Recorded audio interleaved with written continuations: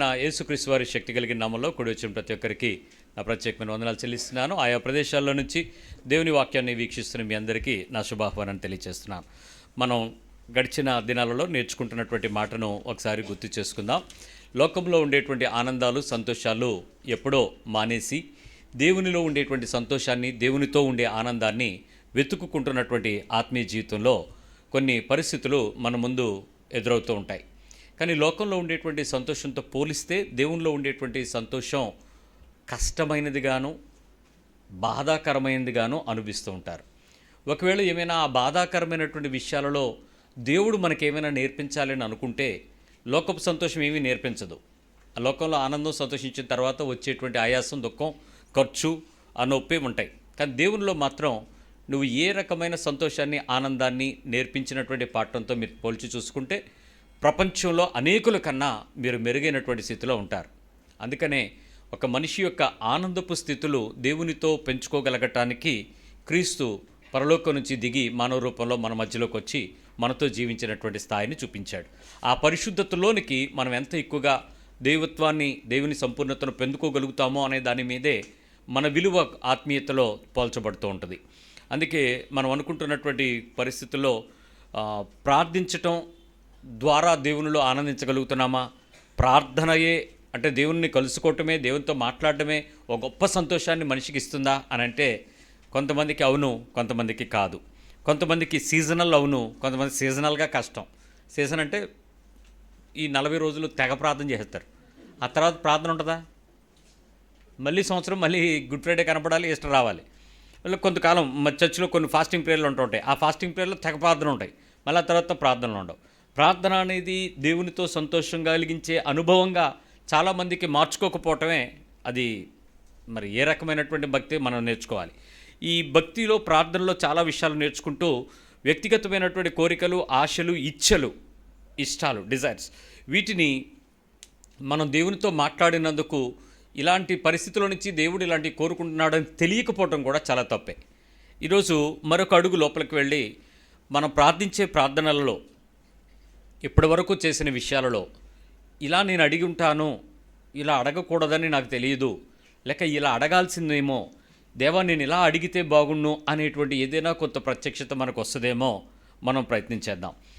25 ఏళ్ళు సుమారుగా దేవునితో నడిచిన తర్వాత ఈరోజు ప్రార్థిస్తున్నటువంటి వ్యక్తులను చూసినప్పుడు ఇది తప్పుగా మాట్లాడుతున్నారే, దేవునితో ప్రార్థిస్తున్నామనేటువంటి అనుభవంలో ఉంటూ సంతోషించని ఆత్మీయతలు చూస్తున్న వేదనతో ఈ మాటలు మీకు నేను తెలియచేయడానికి ప్రయత్నం చేస్తున్నాను. నేనేదో ప్రార్థనలో పరాకాష్ఠని కాదు. ఆ జీవితాలు వేస్ట్ అవుతున్నాయి. ప్రేయర్ లైఫ్లో ప్రార్థనా జీవితం కలిగిన క్రైస్తవులు సైతం క్రీస్తుతో సంబంధం లేని క్రైస్తవ్యాన్ని వెంబడించడం దుఃఖకరంగా ఉంది. ఆ ప్రార్థనా అనుభవాన్ని ఏ స్థాయిలో పరిపూర్ణతలకు తెచ్చుకోవాలో మరికొంచెం లోపలికి వెళ్ళి నేర్చుకోవడానికి ప్రయత్నించేద్దాం. నేను గడిచిన వారంలో మీతో నేర్పించిన సంగతుల్లో కలిగి ఉండడం తప్పు కాదు, కానీ కోరుకోవటం తప్పు, నేరం. రెండవది, ఉండి ఉండడం తప్పు కాదు, తృప్తి లేకపోవటం నేరం. పొంది ఉండడం తప్పు కాదు, దురాశ కలిగిన ప్రార్థన జీవితం నేరం. శుభ్రంగా ఉండడం అవసరమే, తప్పు కాదు, కానీ అందాన్ని కోరుకోవటం అది నేరం. బలహీనతలను ఒప్పుకోవటం నేరం, తప్పు కాదు, కానీ శరీరాశలను కోరుకోవటం నేరం. ఈ 5 రకాల ప్రత్యక్షతలు ప్రార్థన జీవితంలో కొంచెం మార్పు కలిగి ఉండడం కోసం నేర్చుకున్నాం. మరి కొంచెం లోపలికి వెళ్ళడానికి ప్రయత్నించేద్దాం. ఆహారం ఎంతమందికి ఇష్టం? ఒక్క రోగమైన వాడికి తప్ప ఆ రోగము లేని వాడికి ఆహారం అనేదే ప్రాణం, చాలా ఇష్టం. ఫుడ్ అనేది ఇష్టం. ఈ ఫుడ్ లవర్స్ని మనం ఏ పరిస్థితుల్లోనైనా మనం మార్చలేం.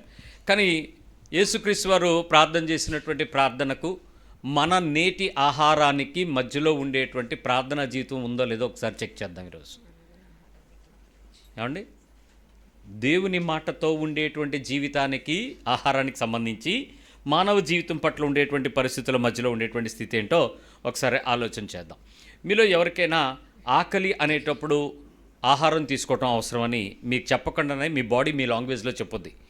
లోపల ఓ రకమైన అనుభవం వస్తుంది. దాని పేరు ఆకలి అని మీకు ఎవరో చెప్తే కానీ అర్థం అవ్వదు. చిన్నప్పుడు దానికి ఏడుపు పిల్లలు చూపిస్తారు. పెద్ద అయిన తర్వాత వాళ్ళని ఏడవకుండా మనమే పెడతాం. పెట్టి వాళ్ళు తినకపోతే మనం ఏడుస్తాం. డాక్టర్ల చుట్టూ తీసుకెళ్ళి మా పిల్లడు తింటలేదు, మా పిల్ల తింటలేదని. ఆ తర్వాత వాడు తినికి ఏడుస్తాడు, ఎక్కడ బాగుంది అక్కడ బాగుందని. ఈ తిండి గొడవల్లో రుచి శుచి అవసరం. టేస్ట్ ఈజ్ ఫుడ్, ఫుడ్లో టేస్ట్గా ఉండడం, అది శుభ్రంగా ఉండేటువంటి ఆహారం తీసుకోవటం మనిషికి అవసరం. కానీ తిండిపోతుతనం నేరం. బైబిల్ చాలా ఖచ్చితంగా చెప్తుంది, నువ్వు తిండిపోతువైన వాళ్ళ నీ గొంతుకి కత్తి పెట్టుకో.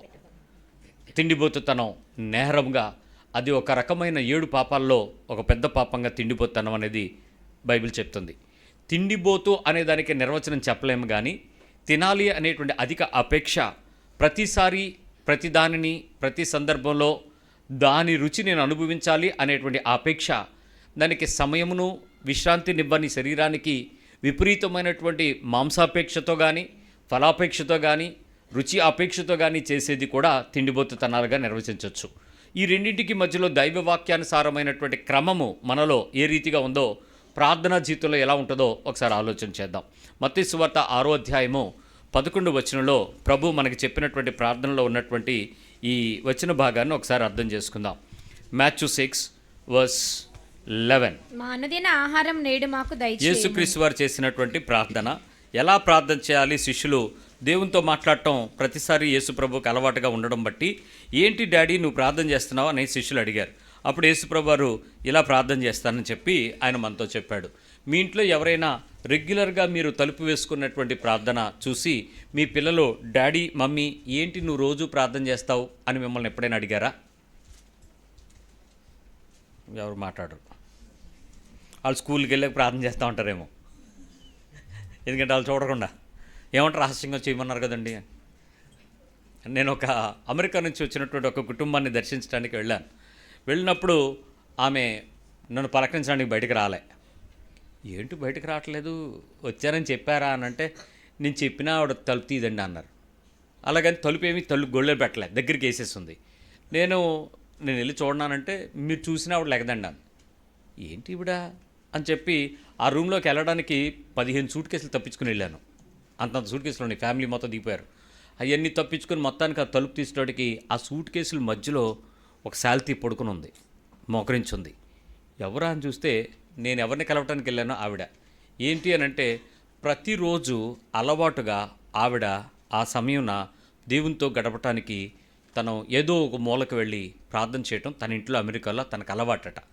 భూమి మీద కాలం మారిన ఆ సమయాన్ని గుర్తుపట్టి ఆ పర్టికులర్ టైంకి ఆవిడ దానియేలులాగా సమయం వచ్చిన వెంటనే కిటికీ తెరుచుకుని ప్రార్థన చేయటం ఆవిడకి అలవాటు. ఆమె దేవునితో గడుపుతుంది. ఆ సమయంలో మనుషులతో అపాయింట్మెంట్ ఇవ్వను అని ముందే చెప్పిందట. అప్పటికే ఆమె వెళ్ళి ఆ ఇంటికి వచ్చి వారం రోజులు అవుతుంది. వారం రోజులు ఎవరో కూడా ఆమెని ఆ టైంలో వీళ్ళకి కావాల్సినటువంటి మంచి అమెరికాలో దొరకని, ఇండియాలో దొరికే సీజనల్ ఫుడ్ ఆ టైంకి మార్కెట్లో దొరుకుతున్నప్పటికీ కూడా అవి కూడా తినడం మాని ఆవిడ 1.5 సేపు దేవుని సన్నిధిలో మోకరించే ఉంటుంది, దేవుడితో మాట్లాడుతుందట. ఆ అనుభవంలో ఆమెను చూసినప్పుడు నాకు అసూయ పుట్టింది. అలాంటి స్థాయిలో దేవునితో మాట్లాడే అనుభవం నాకైతే ప్రత్యేకంగా గడిపేటువంటి సమయం, కానీ అది నాకు ఆ రోజు లేదని నేను చాలా వేదన కూడా చెందాను, బాధ కూడా పడ్డాను. ఈరోజు యేసుప్రభు వారు చేసినటువంటి ఈ ప్రార్థన, ఆయన 6వ అధ్యాయంకి రండి ఒకసారి, మత్తయి సువార్త. ఇక్కడ మీరు చూస్తే మొదటి వచనం ఏంటి? మనుషులకు కనబడవాలనని వారి ఎదుట నీతి కార్యాలు చేయొద్దు. తర్వాత 2వ వచనం, ధర్మం గురించి మీరు మాట్లాడద్దు. తర్వాత 5వ వచనం, మీరు ప్రార్థన చేయనప్పుడు వేషధారుల వలె కనబడాలని చేయొద్దు. తర్వాత మీరు వ్యర్థమైన మాటలు మాట్లాడద్దు అని చెప్పుకుంటూ వచ్చి ఇక్కడ 8వ వచనం దగ్గర ఆయన ఈ మాట చెప్పాడు. కాబట్టి మీరు ఇలాగూ ప్రార్థన చేయండి. 9వ వచనం, కాబట్టి మీరు ఇలాగూ ప్రార్థన చేయండి. ఏంటి? పరలోకమందున్న మా తండ్రి, నీ నామము పరిశుద్ధపరచబడును గాక, నీ రాజ్యము వచ్చుగాక, నీ చిత్తము పరలోకమందు నెరవేరుచున్నట్లు భూమి యందును నెరవేరును గాక, మా అనుదిన ఆహారం నేడు మాకు దయచేయము. ఈ పదం వాడాడు. ఏమన్నాడు? మా అనుదిన ఆహారం నేడు. మనం ఇంగ్లీష్లో మాట్లాడేటప్పుడు ఏం మాట్లాడుతూ ఉంటాం? Give us the day our daily bread. This day daily bread ఏదైతే ఉందో అది మాకు ఇచ్చే ప్రవ్వా అని మనం అడగటం తప్పేమీ కాదు. మీరు ఉదయాన్నే ఎంతమంది అడిగారు ఈ విషయం? హోల్సేల్ ప్రేయర్ కాదు, పర్సనల్ ప్రేయర్లో నా ఈరోజు ఆహారం ఏం కావాలో అది నాకు ఇవ్వు అని మీరు అడిగారా? మీ వంటగదిలో మీ మమ్మీకి డాడీకి మెనూ చెప్పారా? అర్థమైందా నేను అన్నది? ఉప్మా చేయకు, పూరి చేయి. పొద్దున్నే వచ్చిన మాట. రోజు అదేనా? ఇంకేం వండం రాదా? యూట్యూబ్ చూడు. తినాహారము నేడు మాకు దయచేయి ప్రభువా. ఈరోజు స్పెషల్ ఏంటి డాడీ? ఈరోజు స్పెషల్ ఏంటి? రోజు చికెనేనా? చికెన్లో వెరైటీ ఏం లేదా? సమ్ ఫ్రై ఐటెం చేయొచ్చు కదా. ఎందుకు మీరు ఓటీటీ కాదు, అది ఏంటది, ఓటీజీ చీజీ, ఆయిల్ లేకుండా చెప్తున్నారు కదా, అది ఎయిర్ ఫ్రైయర్, దానికి ఏదో పేరుంది. ఈ రెండు వస్తాయి, ఏది ఓవెను ప్లస్ గ్రిల్ రెండు కలిసి ఏదో వస్తాయి, దాన్ని ఏదో అంటారు. అది కొంటే మనం కూడా చేసుకోవచ్చు కదా, కొత్త వెరైటీసు. సో బై సంథింగ్, కొత్తగా చెయ్యి, కొత్తగా ట్రై చేయి అని అంటాడు. దినాహారము ఈరోజు మాకు ఏం కావాలో అది మాకు దయచేయి ప్రభువా. ప్రార్థనలో ఆహారం గురించి కూడా ఒక ప్రార్థన ఉందని మనలో చాలామందికి తెలియదు. కీర్తనాకారుడు అంటాడు, కొంతమంది అంట ప్రార్థన చేయకుండా ఆహారం మింగినట్లుగా అన్నాడు. అంటే మనం ఏం చేస్తాం? అది కనపడంగానే first we should enjoy the taste. దొంగతనంగా లిక్కి నాకేసి ఆ తర్వాత ఇదేంటి నాకినప్పుడు తెలియదు అదేంటో, అదేదో తినేయాలి, అదేదో ముందు లాగేయాలి, ఆ ప్యాకెట్ చింపేయాలి, అది ఆయిలీగా కనపడుతుంటే అదేదో బేకరీ నుంచి మమ్మీ తెచ్చినట్టు దాన్ని చింపేయాలి, ముందు తినేసిన తర్వాత ఇదేంటి అని ఎంక్వైరీ చేయాలి. లేకపోతే అదేమన్నా రాకపోతే మా ఫ్రెండ్స్ అందరూ అక్కడికి వెళ్ళి తింటారు, నేను నన్ను ఎందుకు నువ్వు పంపించవు పానీపూరికి, ఇది ఒక తిండి గొడవ. దీని ఆహారము నేడు మాకు దయచేయి, ఇది ప్రార్థన. ఏంటి రెండింటికి తేడా? మీకు ఇంకో విచిత్రం చెప్పిన, ఒకే విషయాన్ని యేసుప్రభు వారు ఆయా ప్రదేశాల్లో చెప్పారు. ఆయా ప్రదేశాలలో ఎక్కువసార్లు మాట్లాడాడు, ఎక్కువ మందికి చేరేలాగా మాట్లాడారు. ఈ రోజుల్లో మనుషులకు ఉన్నటువంటి ఫోన్లు, టీవీలు, రేడియోలు, సీరియళ్ళు, సినిమాలు, షికార్లు ఆ రోజుల్లో లేవు. మనుషులకు కష్టార్జితాలను దాచుకోవటం, ప్రయాసపడిన దానికి తగినట్లుగా జీవన విధానాన్ని పెంచుకోవటం, మనుషుల్లో సామాన్యమైన అందరికీ అనుభవపూర్వకమైన అనుబంధాలను పెంచుకోవటమే ప్రజల జీవన విధానం. అందువల్ల చెప్పినటువంటి విషయాలు బుద్ధి కలిగినవి, జ్ఞానం కలిగినవి జాగ్రత్తగా గుర్తుపెట్టుకుని మనన చేసుకుంటూ ఒకరి నుంచి మరొకరికి చెప్పుకుంటున్నటువంటి వర్తమానం అందరి దగ్గరికి వెళ్ళేటప్పుడు యాడ్ లేకుండా, కలపకుండా, తీసేయకుండా, ఏవేవో మార్పులు జరగకుండా చాలా జాగ్రత్తగా ప్రయత్నం చేసేవారు. ఈరోజు ఒకవేళ నేనే ఉన్నాను అనుకోండి, ఒక ఉపదేశం మీ దగ్గర నేను మాట్లాడుతున్నాను ఈరోజు ప్రారంభంగా మొదటిసారి. ఇదే విషయాన్ని రేపు నేను విజయవాడలో వెళ్ళి వాక్యం చెప్పాలంటే సేమ్ మక్కి నేను మాట్లాడలేను. కానీ కొంతమంది జ్ఞానులైనటువంటి సేవకులు ఉన్నారు. 6 గంటల మెసేజ్ సేమ్, 9:30కి మెసేజ్ సేమ్, 11:30కి మెసేజ్ సేమ్, సాయంత్రం ఇంగ్లీష్ వర్షిప్లో సేమ్. ఎగ్జాంపుల్ మారదు, అది కూడా మారదు. ఎంత మక్కీకి పెడుతున్నారంటే వాళ్ళు ఎంత జ్ఞానులో. కానీ యేసుప్రభు అలాంటివాడు కాదు. ఎప్పుడు మాట్లాడుతున్నా ఆ ప్రజలను బట్టి, పరిస్థితులను బట్టి జ్ఞానయుక్తంగా ఆత్మ ద్వారా దైవికమైన సందేశం, ఆయనే వాక్యము కాబట్టి, హీ ఈజ్ ద వర్డ్, ఆయన వాక్యమై ఉన్నవాడు. సో వాక్కు అయిన దేవుడు వాక్యానుసారమైన శరీరంతో వచ్చి శరీరం నుంచి వాక్కును బోధించాడు కాబట్టి చాలా పర్ఫెక్ట్గా బోధిస్తాడు. ఆయన మాటల్లో ఏమీ కూడా యాడ్ ఆన్స్ ఉండవు. అంత చక్కటి టీచింగ్స్ ఆయా ప్లేసెస్లోకి వెళ్ళేటప్పుడు అనేకమైన విషయాలలో ప్రజలందరూ కూడా దాన్ని గట్టిగా తీసుకునేటట్లుగా నేర్పించబడ్డాయి. ఎగ్జాంపుల్ మీకు చెప్తాను. లూకాసు వార్తకు రండి, 11వ అధ్యాయము 3వ వచనం చూద్దాం. మాకు కావలసిన అనుదిన ఆహారము. ఇక్కడ మళ్ళీ మార్చి చూడండి. అందుకే నేను మీకు చెప్పాను, యేసుప్రభు వారు చెప్పిన మాటల్లో తప్పులని కాదు, ఆయన మాట్లాడుతున్నటువంటి అంశం ఆయా ప్రదేశాలలోకి వెళ్ళేటప్పుడు వారితో లూకు చాలా డాక్టర్ కాబట్టి కీన్గా అబ్జర్వ్ చేసి ఆ విషయం చెప్తున్నాడు. ఆయన ప్రార్థన చేసి చాలించిన తర్వాత శిష్యులు అడిగారు, ప్రభువా మాకు ప్రార్థన శిష్యులకు నేర్పినట్టుగా మాకు ప్రార్థన నేర్పమని ఆయనను అడిగారు. ఆయన అడిగిన తర్వాత అప్పుడు ఆయన చెప్పాడు, యోహాను తన శిష్యులకు నేర్పినట్లు మాకు కూడా చేయమని అడిగితే అప్పుడు ఏం చెప్పారు, మీరు ప్రార్థన చేయనప్పుడు తండ్రి నీ నామం పరిశుద్ధపరచబడును గాక, నీ రాజ్యము వచ్చుగాక, మాకు కావలసిన అనుదిన ఆహారము. ఇక్కడ చూడండి, మళ్ళీ ఉంది ఇక్కడ చిన్న పదం గ్యాప్ వచ్చింది చూడండి. మాకు కావలసిన అనుదిన ఆహారము, అనుదిన డైలీ, దినదినము మాకు దయచేయము. అంటే ఏమన్నాడు మళ్ళీ ఇక్కడ? ఇందాక ఆ పదం ఉంది అక్కడ, దినాహారము మాకు దయచేయము. ఇక్కడేముంది? మాకు కావాల్సిన దినాహారము దినదినము, the day after day, the day by day, it in the days మాకు ఇవ్వండి. విషయం ఒకటే, కొంచెం మార్పుతో ప్రజలకు కొన్ని విషయాలనైనా చెప్పాలని ఆశపడుతున్నాడు. ఈరోజు మీ జీవితంలో ఆహారం తీసుకోవటంలో ఎంతమంది శ్రద్ధ వహిస్తున్నారు? ఎంతమంది కోరిక కలిగి ఉన్నారు? కోరిక కలిగిన వాటిని తినటానికి మీరు చూపించేటువంటి ఆసక్తి ప్రార్థనా సంబంధమైందేనా? ప్రార్థించుట ద్వారా తెచ్చుకున్నటువంటి ఆహారం తినటం మీకు తెలుసా? ప్రార్థించుట ద్వారా వచ్చినటువంటి ఆహార పరిశుద్ధత మీ శరీరానికి ఎంత బలమో మీరు ఎప్పుడైనా ప్రయత్నం చేశారా? ఆహారములో నుంచి దేవుని పక్షమైనటువంటి ఆహారాన్ని రుచి చూడగలగటం ఆత్మీయ జీవితానికి ఎంత మేలైన ఆత్మీయ జీవితమో తెలుసా? ఈరోజు నా ఇంట్లో కొనుక్కోవడానికి లేనప్పుడు నేను తెచ్చుకునేటువంటి ఆహారం దేవుడు నాకు ఇచ్చే ఆహారంగా మీరు ఆలోచించొద్దు. ఒకప్పుడు స్థాయి మీకు ఆకాశ పక్షులు మీకు తీసుకుని వచ్చి ఇవ్వగలిగేటట్లు పోషించిన దేవుడు. కానీ ఆకాశ పక్షులను ఆహారంగా పంపించినటువంటి ఇజ్రాయెల్ ప్రజల్లో నుంచి నేటి కాలము సంపాదించుకునే భాగ్యాన్ని పెంచాడు. ఈ రోజుల్లో ఇంతకుముందు పంత అంటే లేరని నేను అంటలేదు, పట్టణాల్లో జీవిస్తున్నటువంటి మన జీవితాలలో కనీసం 3 లేక వారం రోజుల వరకు కావలసిన ఆహారం ముందుగానే మన ఇంట్లో ఉంచుకోగలుగుతున్నాం. ఈ వారానికి కావాల్సిన బియ్యము, లేక వారానికి కావాల్సిన కూరగాయలు, మా వారానికి కావాల్సిన పాలు, పెరుగు ఫ్రిడ్జ్లో రకరకాలుగా మనం దాచుకోగలుగుతున్నాం. ఈరోజు మా ఆహారం నువ్వు మాకు ఇవ్వు ప్రభు అని మనలో ఎంతమంది మీ దేవుని సన్నిధిలోకి వచ్చి అడగడం నేర్చుకుని తినగలుగుతున్నాం? పొద్దున్న మన మెను దేవుని దగ్గర అడిగిందేనా? దేవుడు చెప్పిందేనా? లేకపోతే చేపలు, రొయ్యలు, పీతలు అని వినపడంగానే ఫుడ్ మారిపోయిందా? ఏం మారుతుంది? కొంతమందికి ముక్క లేకపోతే ముద్ద దిగదు. బ్రేక్ఫాస్ట్లోకే మటన్ ఉండాలి. ఓ పెద్ద తొడ సట్ట తెచ్చి దానికి ఫ్రీజర్ ఒకటి పెట్టి రోజుకి కావాల్సిన ముక్క కోసి దాన్ని 2 ముక్కలు ఏపుడు, 2 ముక్కలు పులుసు, 2 ముక్కలు ఇగురు, ఇంకో 2 ముక్కలు ఇంకేదో. ఏంటి బాధ అనంటే తిండి కోసం బతుకుతున్నాం. దినాహారం దేవుని దగ్గర నుంచి తెచ్చుకోవడం చేతకాల. మనిషి బతకాల్సింది 2 విషయాలు ఉన్నాయి. ఒకటి, దేవుని నోటి నుంచి వచ్చేటువంటి మాట వలన బతుకుతాడు, మనిషి రొట్టె వలన బతకడు. అది ఆహారము, అది దైవికమైన ఆహారం.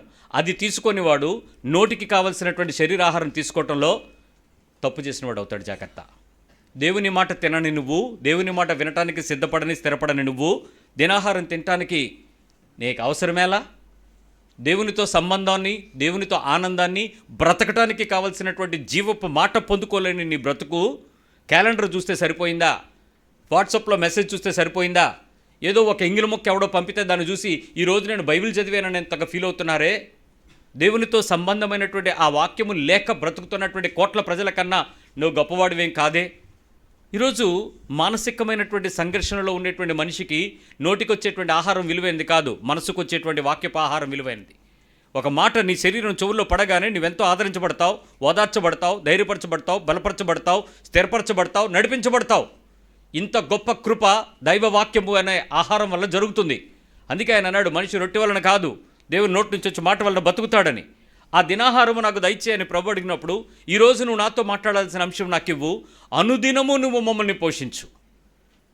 What we want to eat, అనుదినము మాకు పోషించు. మీరు హాస్టల్లో ఉంటే హాస్టల్లో ఒక మెనూ ఉంటుంది. సోమవారం ఇడ్లీ, మంగళవారం పూరి, బుధవారం ఉప్మా, గురువారం దోశ, గురువారం పులిహార, ఏదో ఒక లిస్ట్ ఉంటుంది. మీరు ఒక క్యాంటీన్కో హోటల్కో వెళ్తే there is a menu for this daily ఉంటుంది. మరి ఈరోజు దేవుని దగ్గర నువ్వు తినే ఆహారం ఏది? ఈ దినాహారం నాకు దయచేయి, అనుదినమో మాకు దయచేయి. ఏది? తీసుకునేటువంటి ఆహారం శ్రేష్టమైన పదార్థంగా, శుచిగా ఆహారంగా ఉండడం తప్పు కాదు. కానీ దేవుని నోటి నుంచి వచ్చే మాట తినక, వినక, సిద్ధపడక, చదవక, విని నేర్చుకోక, విని గ్రహించక, చెవిటి దానిలా, గుడ్డివాడిలా, ఇప్పటికీ నువ్వు తింటున్నటువంటి ద్వారా పెంచుకున్నటువంటి నీ శరీరంలో ఉన్నటువంటి కండలు, నీ మధ్యలో ఉన్న మధ్యప్రదేశం, నీ శరీరం పెంచుకున్న భారీ ఆకారం దేవుని స్వరము వినటానికి ఇష్టపడకపోతే ఏమవుదో తెలుసా? ఒక్క దేవుని మాటకు కింద పడి చచ్చినవని వలె అయితేనే అనే పరిస్థితి వస్తుంది. జాగ్రత్త. ఇప్పటికీ మనలో చాలామందికి డైలీ తీసుకునేటువంటి ఆహారం విషయంలో కృతజ్ఞత లేదు, సాటిస్ఫాక్షన్స్ లేవు. ఇంకా ఏదో కావాలి, ఇంకా ఏదో లేదు. ఏమిటి చారు, ఏమిటి కూర, ఏంటి మజ్జిగ, ఏంటి పులుపు, ఏంటి తీపి, అది లేదా, ఇది లేదా. ఎవరికి టేస్ట్ లేవా? ఇక్కడ ఎవరికి టేస్ట్ లేవా? ఏ ఇంట్లో టేస్ట్ల కోసం గొడవ అవట్లేదా? నిజం చెప్పండి. Everyday is a fight. రోజు వండే తల్లి, రోజు వండే వంటగది, రోజు వండే వంట దినుసులు, రోజు వండే ఒకే మనిషి, కానీ ఒకే రోజు ఒకలాగా మారితే ఆ రోజు ఇంట్లో యుద్ధాలే. దినాహారము దేవుడు ఆ విషయంలో నిన్ను పరీక్షిస్తున్నాడని ఆలోచించవే. ఒకేసారి నోరు జారి మాట్లాడేటువంటి పరిస్థితిని బట్టి అవతల ప్రాణాన్ని కించపరిచే హింసపు మాటలు దేవుని దృష్టికి అంగీకారమేనా? ఎందుకు ఆ స్థితి? ఎందుకు ఆ రకమైనటువంటి మాటలతో అభ్యాసమైనటువంటి కుటుంబాన్ని, సొంతదైన దేవుని యొక్క ఆ శరీరాన్ని హింసించగలిగే మాటలు? దినాహారం దేవుని దగ్గర నుంచి తెచ్చుకొని నువ్వు మాట్లాడితే దినాహారం ఇవ్వగలిగిన ఆయన ఎలా మాట్లాడాలి? ఏది నీ డైలీ బ్రెడ్? దినాహారం దేవుని దగ్గర తెచ్చుకోగలుగుతున్నామా? చెప్పగలమా ఈరోజు ఈ ఆహారం ప్రభువా నువ్వేదిస్తావు నేను ఎదురు చూస్తాను, ఆహారాన్ని బట్టి నేను ఆనందిస్తానని ప్రభు దగ్గర కృపను పొంది ఆ విషయం చాలామందికి ఈ రోజుకి నోటి నిండా తినగలిగిన రుచి కలిగిన ఆహార పదార్థాలు ఉన్నాయి, సంపాదించుకున్న దానికన్నా కొనుక్కుని తెచ్చుకోగలిగిన స్టోర్స్ ఉన్నాయి, ఫ్రిడ్జ్ నిండా పెట్టగలిగిన స్టాక్ ఉంది, తినటానికి నోరు లేదు. అది తెల్లవారేపాటి కాలంలో పోతున్నారు. అది పక్షులు, కుక్కలు, జంతువులు కూడా తినడానికి ఉపయోగం లేకుండా మురికి కాలువలు పాలవుతున్నాయి. కారణం అసమాధానం. దేవుని దగ్గర నుంచి తెచ్చుకునే మాట లేదు. గొడవలు, తినడం మానేస్తారు, తిరగేసేస్తారు, పారేసేస్తారు. ఏమి అని అంటే పోతే బానే, నేనే సంపాదిస్తున్నాను, నా ఇష్టం. నీ ఇష్టమే. భూమికి ఆజ్ఞించినవాడు ఆయన. భూమికి ఆహారం మొలిపించడానికి వర్షాన్ని, మంచుని, వాతావరణాన్ని, పరిస్థితుల్ని, ఆ విత్తనాన్ని వృద్ధి పొందించినవాడు దేవుడు. దేవుని కాకుండా నువ్వు ఏదైనా ఒక బెతుకును పుట్టించి చూద్దాం. అలాంటి దైవికమైన సృష్టిలో నుంచి వచ్చినటువంటి ఆహారం విషయంలో పిల్లలు ఈరోజు రుచి కొరకు సొనుగుతున్నారంటే చెప్పలేని తల్లిదండ్రులను ఏమనాలి? ఆ రుచికి సొనుగుతానికి కారణమైనటువంటి ఆ అమ్మనో ఆ నాన్ననో ఏమనాలి? ఎక్కడి నుంచి నేర్చుకుంటారు పిల్లలు? మాటలు ఎక్కడ నేర్చుకున్నారు? మీ ఇంట్లో నుంచి. ఆ పదాలు ఎక్కడ నేర్చుకున్నారు? మీ ఇంట్లో నుంచి. ఆ వాక్యాలు ఫ్రేమింగ్ ఎక్కడ నేర్చుకున్నారు? మీ ఇంట్లో నుంచి. రుచికి కావాల్సినటువంటి పదార్థాలకు సంబంధించిన పద్ధతులు ఎక్కడ నేర్చుకుంటారు? మీ అలవాట్లో నుంచి. దినాహారము ఈరోజు దేవుడు మనకిది ఇచ్చాడు, అందును బట్టి దేవుని కృతజ్ఞతలు చెల్లిద్దాం. ఈ ఆహారం దేవుడు వండడానికి కృపించాడు, దాన్ని బట్టి దేవుని కృతజ్ఞతలు చెల్లిద్దాం.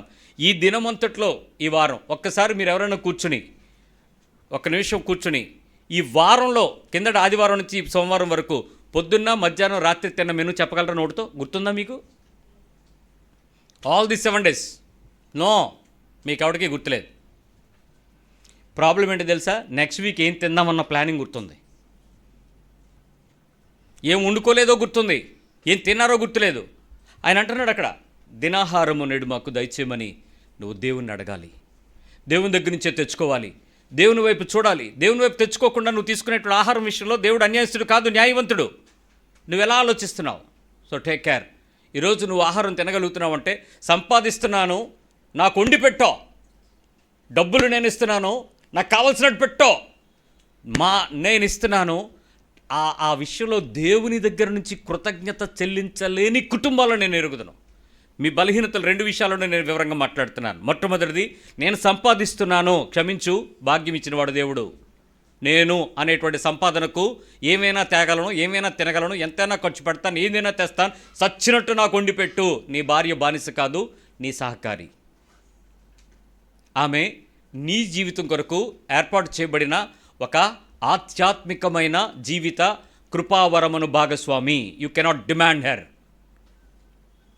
భార్య మాట్లాడుతుంది, ఏ పూటకు సర్దుకోలేవేటే, ఉన్నది తిను సాల్లే, ఉంటే ఒక పూట తక్కువ అవుతుంది, ఏమవుతుంది?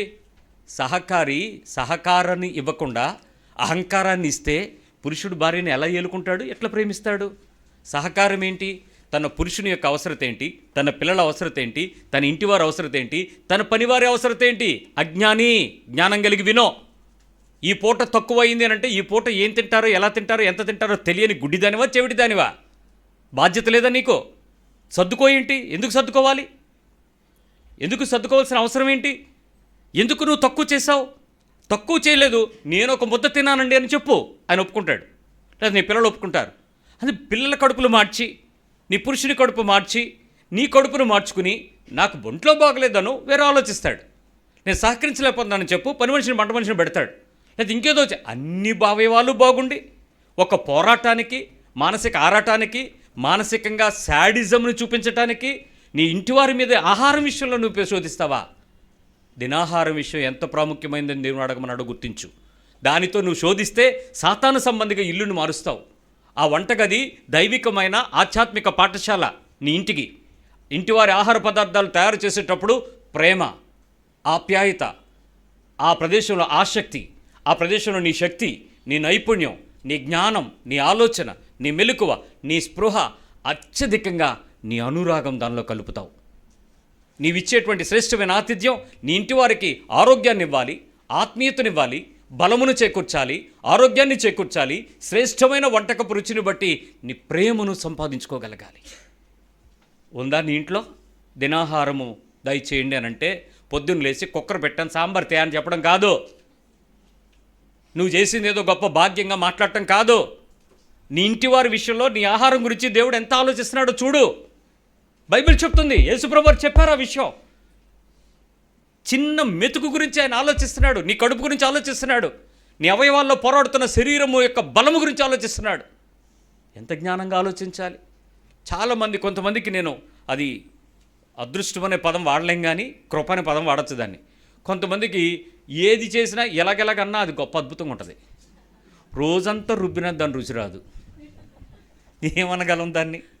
దానికి వెంటనే వాళ్ళు అడ్జస్ట్ అవుతారు. అఫ్కోర్స్ మీరు ఎలాంటి వారైనా, ఆడపిల్లలు కానీ మగపిల్లలు కానీ, పుట్టినప్పటి నుంచి మీరు ఏ ఇంట్లో పెరుగుతారో ఆ తల్లి ఏ రుచిని అలవాటు చేస్తే అది మీకు అమోఘం. అమ్మ చేతి వంట ఇంక ఏ వంటకి తిరగలేదు, ఏ వంటకి తిరగలేదు. అదే ఆ విషయంలో మంచి వంట చేయగలిగింది తల్లి అనుకోండి, అలాంటి ఇంట్లో నుంచి వచ్చిన ఆడపిల్ల ఏ ఇంటికి వెళ్తే ఆ ఇల్లు సొక్కబడిపోద్ది. వంటే పెంటగా భావించే ఇల్లు ఉన్నాయి కొన్ని. ఎంతసేపు ఏదో మంచి వాసన వస్తుంది అంటారు తప్ప వీళ్ళ ఇంట్లోంచి వాసన రాదు. వీళ్ళు ఎప్పటి నుంచి ఏం చేస్తుంటారు? ఆ గోడ దాటి ఏమైనా గెంతుద్దేమో, కూరకప్పు ఏమైనా గెంతుద్దేమో, ఈ వదిన గారు మంచి వాసన అవుతుందండి, మరి అంతే వచ్చేయాలి. దాంతో ఈ పూట గడిచిపోద్ది. పొరుగింటి పుల్లగూర అంటాం కదా, చింతపండు ఎవరిదైనా ఒకటే. విచిత్రం ఏంటంటే అది వేస్తున్న మోతాదు, వేస్తున్న చిక్కదనం, వేస్తున్నటువంటి నీళ్లతో కలిపిన సమపాళ్లను బట్టి ఆ పుల్లకూర రుచిగా మారుతుంది. మీ ఇంట్లో పులుపు అదే చింతపండు మీరే వండుకొని వాళ్ళు వండితే మారిపోద్ది. అందుకే పొరుగిన పుల్లకూర రుచి అని అంటూ ఉంటాం. ఎంత తెలివి తక్కువ దినాహారం దయచేయమని దేవుడు అడగమంటే వాళ్ళ ఇంటి దగ్గర నుంచి వచ్చి వండింది ఈవిడే, పక్కింటి వాళ్ళు ఇచ్చారనగానే బలి ఉంది వాళ్ళు అంటాడా ముంచుడు. ఏమనాలా అమాయకుడిని? అంటే దేంతో కొడుతుంది ఈవిడే? ఆహారం గురించి దేవుడు చింతిస్తూ నీ బతుకుని సవాల్ చేస్తున్నాడు. నీ ప్రార్థన జీవితంలో దినాహారం విషయంలో నువ్వు కొంచెం శ్రద్ధ వహించి, ప్రభువా నా ఇంటి వారికి నేను వండి పెట్టే భాగ్యం నాకు ఇచ్చావు, వారి ఆహారం గురించి నీ స్థానం నాకు ఇచ్చావు. దినాహారం దయచేయమని ఎవరిని అడగమన్నాడు? ఇప్పుడు వంటగది వైపు చూసి అమ్మ నాకు ఆకలేస్తుంది అని అంటే అది దేవుని యొక్క గృహము. ఆ వంటగది దైవికమైన పరలోకపు గవిని, అక్కడి నుంచి ఫుడ్ వస్తుంది. బియ్యం నువ్వు తినగలవా? కానీ ఆవిడ కుక్కర్లో పెట్టో అది ఎసరు పెట్టో మొత్తానికి అది అన్నం చేస్తే ఎంత ఆనందం. అక్కడి నుంచి వచ్చేదంతా పరలోకపు ఆహారం. దినాహారము నేడు మాకు దయచేయము, మాకు కావలసిన ఆహారము అనుదినము మాకు దయచేయము. Don't waste the food. ఆహారాన్ని వేస్ట్ చేయకండి, ఒక్క మెతుకు కూడా పాడు చేయకండి. కింద పడేయకుండా పిల్లలు తినేలాగా చూడండి. అన్ని పదార్థాలు తినడం అలవాటు చేయండి. అధిక మాంసాపేక్ష నేరము, ఘోరము, తిండిపోతుతనము. దాని గురించి, మాంసం గురించి విపరీతంగా పోరాడుతునేటప్పుడు వాళ్ళకి చెప్పండి, ఇది నీ ఆరోగ్యానికి హేతు అవుతుంది. అంతేకాదు దేవుని దృష్టికి ఇజ్రాయేల్ ప్రజలు అధికమైన మాంసాపేక్ష కలిగి పళ్ళు ముందుకు తీసుకున్నారంట.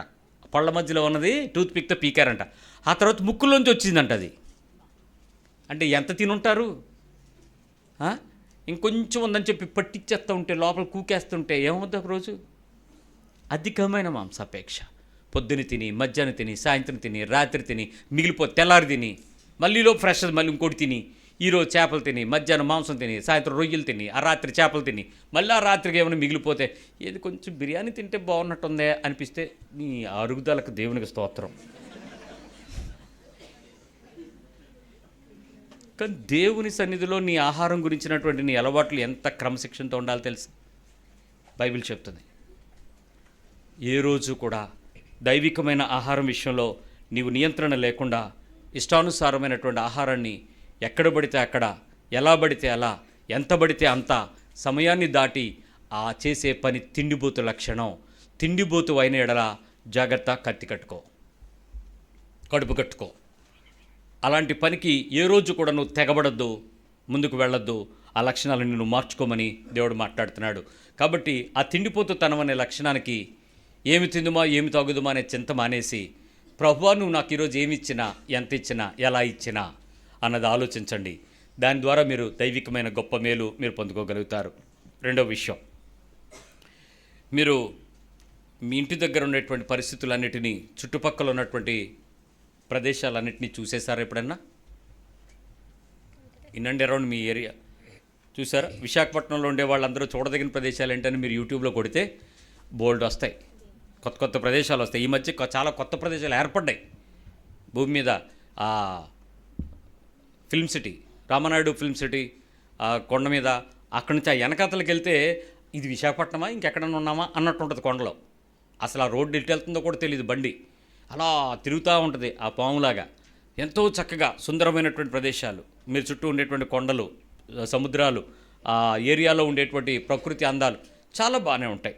ఇక్కడ నేను మీకు నేర్పించాల్సింది ఏంటంటే, తెలుసుకోవటానికి వెళ్ళటం వేరు, చూడటానికి వెళ్ళటం వేరు, తిరుగుబోతుతనం నేరం.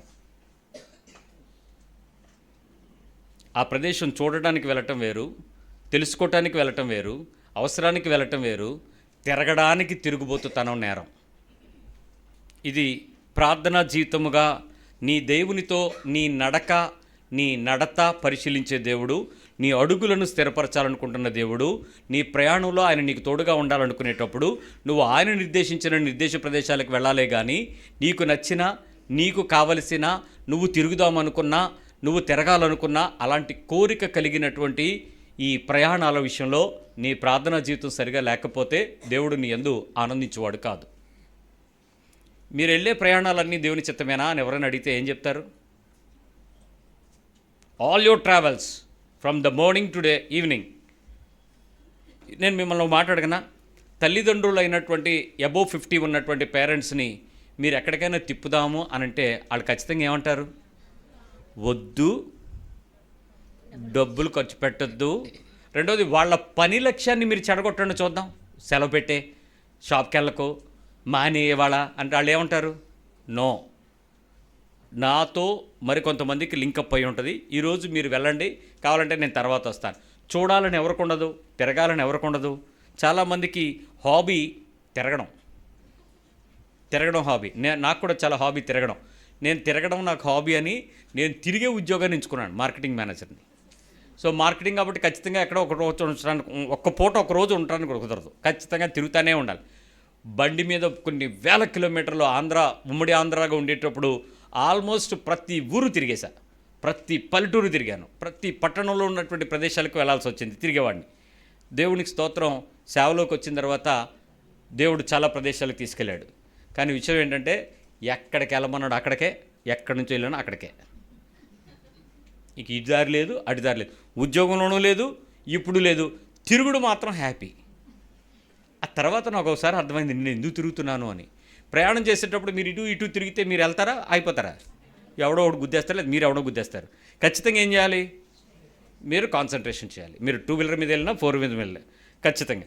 అలాంటిది ఏంటో సైట్ సీయింగ్ చూడటానికి అవ్వదు, ఎప్పుడూ చూడటానికి అవ్వదు. ఖచ్చితంగా నువ్వు ప్రయాణం ఒక గురి కలిగి వెళ్తావు, గమ్యం కలిగి వెళ్తావు, ప్రయత్నం చేస్తూ ఉంటావు. దేవుని యొక్క ఆ విచిత్రమైన పరిస్థితుల్లో మనుషులు చేసే తప్పిదం ప్రార్థనా జీవితం లేమిని బట్టి ఎలాంటి నష్టం కలుగుద్దో మీకు కొన్ని ఉదాహరణలు చూపిస్తాను. ఆదికాండము 15వ అధ్యాయం, 12వ అధ్యాయం, జెనసిస్ 12. మనకి మన పితృడైనటువంటి విశ్వాసానికి తండ్రి అయినటువంటి అబ్రహాము కనపడతాడు. అబ్రహాముతో దేవుడు మాట్లాడినటువంటి ఈ అబ్రాము ఆ టైంకి ఇంకా అబ్రహాం అవ్వలేదు. 12వ అధ్యాయంలో మొదటి వచనం అంటాడు, యెహోవా నీవు లేచి నీ దేశం నుండి, నీ బంధువుల యొద్ద నుండి, నీ తండ్రి ఇంటి నుండి బయలుదేరి నేను నీకు చూపించే దేశమునకు వెళ్ళుము. This the travels begins. ఒక వ్యక్తి జీవితము ప్రయాణానికి ప్రారంభంగా సిద్ధపరచబడినటువంటి నిర్దేశించబడినటువంటి ప్రదేశానికి నేను నిన్ను నడిపిస్తాను, నువ్వు వెళ్ళు అన్నాడు. అబ్రహాం దేవుని మీద ఆధారపడ్డాడు. థ్యాంక్ యూ లార్డ్, నువ్వు నన్ను వెళ్ళమంటున్నావు, నన్ను వదిలేయమంటున్నావు, నేను బయలుదేరుతున్నాను, వీళ్ళందరినీ వదిలేస్తున్నాను, నేను వెళ్తున్నాను, థ్యాంక్ యూ అని చెప్పాడు. బయలుదేరిపోయిన తర్వాత అప్పటికి ఆ మనోడికి ఎన్ని సంవత్సరాలు తెలుసా? 4వ వచనం. అబ్రహాం హారాన్లో నుండి బయలుదేరినప్పుడు 75 ఏండ్ల ఈడు గలవాడు. Why the age was mentioned? ఇక్కడ ఎందుకు వయసు మెన్షన్ చేయబడిందో మీకు తెలుసా? ఎందుకనంటే మనుషులు యవ్వన కాలపు ప్రాయపు ప్రయాణాలకు పరుగులెత్తినట్లుగా అబ్రాహాము పరిగెత్తలేదు అని చెప్పడానికి వయసు మెన్షన్ చేయబడింది. ఇప్పుడు సుమారుగా మన వయసు యొక్క ఆయుష్కాలపు దినాలలో ఇప్పుడు మనకు 70 ఏళ్ళు ప్రమాణం అయితే ఒక 3/4 వయసు అంటే 50 ఏళ్ళు. 50 ఏళ్ళు ఒక జీవితం సెటిల్ అయిన తర్వాత ఇప్పుడు నువ్వు సెటిల్ అవ్వలేదు, నేను ఒక చోట తీసుకెళ్తాను రా అంటే ఎవడైనా ధైర్యం వస్తాడా? ఎందుకు? 50 ఏళ్ళు స్థానిక ప్రదేశాన్ని బట్టి అలవాటు పడిన తన ప్రాణం, తన శరీరం, తన కుటుంబం, తన బంధుజనం, తన పరిస్థితులు, తనకు ఉన్నా లేకపోయినా జీవితం గడిచిపోద్ది రిమైనింగ్ 25 ఇయర్స్. కానీ అలాంటి సిచ్యువేషన్లో తన లైఫ్ స్పాన్లో ఒక మేజర్ టైం వచ్చినప్పుడు గడప్ అన్నాడు, బయలుదేరాడు. బయలుదేరిన తర్వాత దేవుడు అతన్ని తీసుకుని వెళ్తామని చెప్పినటువంటి పరిస్థితి దగ్గరికి ఒకసారి ఆలోచించండి.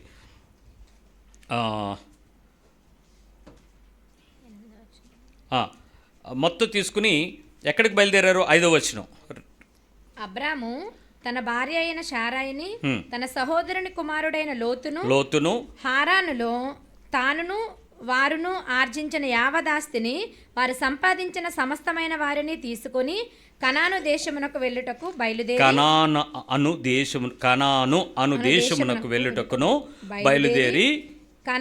దేశమునకు వచ్చిరి. కనాను అను దేశమునకు వచ్చిరి. ఎక్కడికి వెళ్ళాలి? దేవుడు ఎక్కడ తీసుకెళ్తానన్నాడు? కానాను. ఎక్కడికి బయలుదేరాలో తనకు తెలిసింది, దేవుడు చెప్పేశాడు, నేను నిన్ను నడిపించే ప్లేస్కి వెళ్ళానండి. ఎక్కడికి వెళ్ళాలి? కానాన్కి వెళ్ళాలి. ఎక్కడికి వెళ్ళాడు? వచ్చాడో లేదా? మీరు చదివిన దాని ప్రకారం కనాను అనే దేశమునకు వచ్చిరి. 5th ఎండింగ్ వచ్చినలో అయిపోయింది. అక్కడ నుంచి వచ్చిన తర్వాత మళ్ళీ ఏం చేశాడో చూద్దాం. 6. అప్పుడు అబ్రాము షెకెమునందలి ఒక స్థలము దాకా ఆ దేశ సంచారము చేసి మోరే దగ్గరనున్న సింధూర వృక్షమునొద్దకు చేరెను. అప్పుడు కనానీయులు ఆ దేశంలో నివసించిరి. యెహోవా అబ్రామునకు ప్రత్యక్షమై నీ సంతానమునకు ఈ దేశం ఇచ్చేదనని చెప్పగా అతడు తనకు ప్రత్యక్షమైన యెహోవాకు ఒక బలిపీఠమును కట్టెను. మీరు ఒక విషయాన్ని బైబిల్లో చదువుతునేటప్పుడు ఒకవేళ ఆ ప్రదేశంలో ఆ క్యారెక్టర్ నేనే అయితే ఎలా ఉంటుంది అన్నది ఊహించుకోవాలి. అంతేగాని ఇది అబ్రాము జరిగిందని కాదు, నేనే అయితే అని. ఇక్కడ నాకు ఇది ఎలా అర్థమైందో చెప్తాను. అబ్రాము కనాను అనేటువంటి ఊర్లోకి ఎంటర్ అయిపోయాడు. విశాఖపట్నం అనే ప్లేస్లోకి ఎంటర్ అయ్యాము అనుకుందాం. ఎక్కడ ఉంటుంది వెల్కమ్ టు విశాఖపట్నం అని? ఇటువైపు విజయనగరం దాటి ఆనందపురం దాటుతునేటప్పుడు వెల్కమ్ టు విశాఖపట్నం అని ఉంటుంది. ఇటువైపు లంకిలపాలెం దాటుతునేటప్పుడు వెల్కమ్ టు విశాఖపట్నం అని ఉంటుంది. నువ్వు విశాఖపట్నంలోకి ఎంటర్ అయిపోయావు అని చెప్పేసావు. విశాఖపట్నంలో ఎక్కడికి? కోర్మన్పాలెమా, పిహెచ్పివియా, ఇసుక తోట, ఎంబీపీ కాలనీయా, ఆనందపురమా? ఇదంతా విశాఖపట్నమే. కానీ విశాఖపట్నం వచ్చేసిన తర్వాత అబ్రామ్కి ఒక డౌట్ వచ్చింది. ఏమని? మోరే దగ్గర వరకు వెళ్దాం, ఎలా ఉంటుందో చూద్దాం అనుకున్నాడు. అంటే ఇంచుమించు కైలాసగిరి అలా తిరుగుతున్నాడు. అప్పుడు దేవుడు అన్నాడు, అప్పుడు యెహోవా అతనికి ప్రత్యక్షమై నీ సంతానమునకు ఈ దేశం ఇచ్చేదనని చెప్పాడు. అంటే అర్థం ఏంటి? ఇంక తిరక్కో, నువ్వు వెళ్ళిపోతున్నావు, నేను చూశాను, నువ్వు అలా విజయనగరం వెళ్ళిపోతావు, ఎలాకో ఇది విశాఖపట్నం, నీ బార్డర్స్ నాకు తెలుసు, నేను నిన్ను విషయాలు పరుస్తాను, ఈ ప్లేస్ అంతా ఖాళీగా ఉంది, ఇది ఎయిర్పోర్ట్ అనుకో, ఇక్కడ ఉండు అని అక్కడ ప్రత్యక్షమయ్యాడు. అక్కడ ప్రత్యక్షమై అతని ప్రయాణాన్ని లిమిట్ చేశాడు. ప్రయాణ ప్రారంభం దేవుని ఇష్టమే, దేవుని చిత్తమే. ప్రయాణ కొనసాగింపులో వ్యక్తి యొక్క ఇష్టం, వ్యక్తి యొక్క కోరిక, వ్యక్తి యొక్క దృష్టి, వ్యక్తి యొక్క ఉనికిని పరిశీలించే జ్ఞానం ప్రారంభమయ్యాయి. ప్రార్థన లేదు, ప్రయాణం ప్రారంభమైంది. దేవుడు ఇంటర్ఫియర్ అయ్యాడు. చాలు వెళ్ళకన్నాడు, ఆపాడు. సింధూరవనం అక్కడ ఏం చేశాడు? బాబు ఒక బలిపీఠం కట్టేశాడు. కట్టేసిన తర్వాత ఏం చేశాడో చూడండి. అక్కడ నుండి అతడు బయలుదేరి ఎవడెళ్ళమన్నాడు? ఆల్రెడీ దేవుడు ప్రత్యక్షమయ్యాడంటే అర్థం ఏంటి? నీకు ఈ దేశం ఇస్తానని చెప్పాడు కదా. అప్పుడు ఏం చేయాలి? నువ్వు ఇచ్చేంత వరకు నేను ఇక్కడ ఉంటాను ప్రభువా, నువ్వు ఇష్టం అని చెప్పాలి. కానీ అక్కడి నుంచి ఏం చేశాడు? బాయ్య బేతేలుకు మళ్ళీ బయలుదేరి బేతేలుకు తూర్పుననున్న కొండకు చేరి పడమటనున్న బేతేలుకును తూర్పునున్న హాయికిని మధ్యను గుడారము వేసి అక్కడ యెహోవాకు బలిపీఠమును కట్టి యెహోవా నామమున ప్రార్థన చేశాను. దేవుడు ప్రత్యక్షమై చెప్పిన దగ్గర ఉండడం బెటరా, నీకు నచ్చిన దగ్గరికి వెళ్ళి గుడారాలు వేసి ప్రార్థన చేయడం బెటరా? మనిషికి ప్రార్థన జీవితం అనేది, దైవ నడిపింపు అనేది ఎంత దగ్గరగా ఉన్నా అంత అడ్వాన్స్ అవుతావు ప్రయాణంలో. వాళ్ళ ఇంటి వరకు వెళ్ళటం దేవుడు అనుమతిస్తాడు, అక్కడి నుంచి పక్కింటికి వెళ్ళడానికి దేవుడు అనుమతించాడు. నీకు అర్థం కావాలి. నీ తమ్ముడి దగ్గరికి వెళ్ళడం దేవుని చిత్తమే, అక్కడి నుంచి మీ బామ్మర్ దగ్గరికి వెళ్ళడం దేవుని చిత్తం కాకపోవచ్చు. ఆగిపోవాలి. పనిలో పని చాలామందికి ఇక్కడ వరకు వచ్చాం కదా, పనిలో పని ఆ మీదకి వెళ్ళి వచ్చేస్తే, ఆ ఊరు తిరిగి వచ్చేస్తే దేశదిమ్మరం అయిపోతావు. జాగ్రత్త. నీ ప్రయాణాలన్నీ దేవుని చిత్తమేనా? ఒకవేళ నువ్వు ఆటో డ్రైవర్వా, ఎల్లు, నెక్స్ట్ సెంటర్ ప్యాసింజర్ ఎక్కుతాడు, తిరుగుతావు, తిరుగు. నువ్వు డ్రైవర్వా, ఉద్యోగానికి ఈ చివరి నుంచి ఆ చివరి తిరుగు. నీ ఆత్మీయ ప్రయాణము, భౌతికమైన ప్రయాణంలో నీ వ్యక్తిగతమైన ప్రార్థనా జీవితపు నడిపింపు లేకుండా నువ్వు తీసుకునే ప్రతి యాక్షన్ కూడా ఎగనెస్ట్ గాడ్ రోల్.